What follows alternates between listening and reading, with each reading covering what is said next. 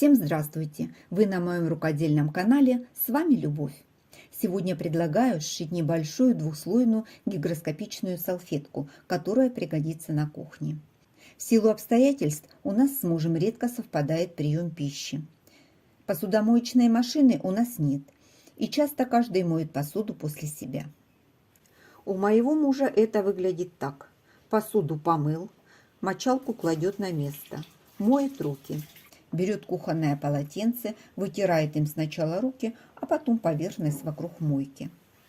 Полотенце становится влажным, быстро пачкается и уже не годится для дальнейшего использования. После того, как я нашила кухонных салфеток, все изменилось в лучшую сторону. Салфетки хорошо впитывают влагу, быстро сохнут, стираются легко. Мои кухонные полотенца теперь дольше остаются чистыми, а нервы спокойными. Шить такие салфетки очень просто. Новую ткань брать совершенно не обязательно. Сегодня буду шить из юбки. Ткань здесь натуральная, высокого качества. Хозяйка постирала ее в стиральной машине. Ткань деформировалась, и изделие уже непригодно к носке. Одну часть я использовала раньше, сегодня добралась до оставшейся. Салфетки из нее получаются очень практичными. Из картона вырезала шаблон по размеру своей руки. С его помощью буду вырезать заготовки. Заготовок получилось достаточно много. Беру пару заготовок, складываю их лицом к лицу. Скалываю булавками. По контуру прокладываю строчку. С одной стороны оставляю техническое отверстие. Строчку проложила с припуском 0,5 см, а по краям поставила закрепки. На скругленных углах делаю надсечки. Идеально при раскрое использовать ножницы с фигурным краем. Выворачиваю заготовку и выправляю уголки. Подворачиваю припуски, проутюживаю с паром. Прокладываю строчку. По контуру проложила строчку прерывистый зигзаг. Мне так больше нравится. Слои соединяются крепче и дополнительно декоративная отделка. Салфетка готова к применению. Это более простой способ пошива. Дальше покажу более трудозатратный вариант. Заготовки складываю попарно и по контуру соединяю прямой строчкой.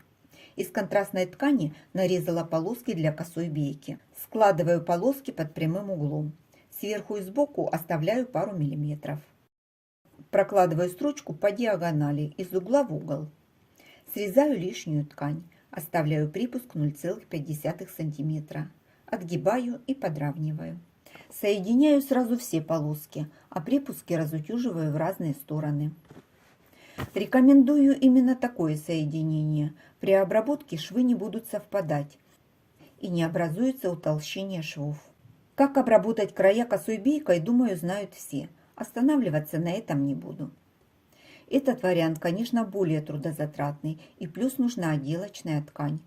Но смотрится, конечно, он намного лучше. Каждая хозяйка выбирает, что ей больше подходит.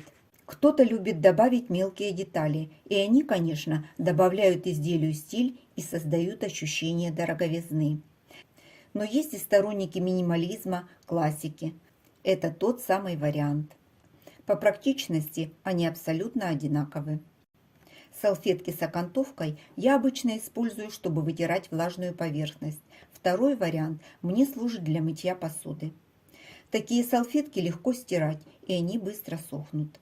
Раньше я их шила из старых махровых полотенец, но этот вариант мне понравился больше. Главное условие – ткань должна быть гигроскопичной.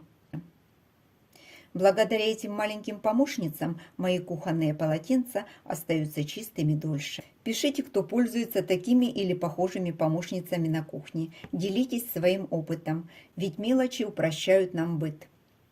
Жду ваших комментариев. Подписывайтесь на канал, если еще этого не сделали. Будет интересно. А я на этом с вами прощаюсь. До встречи в новых видео.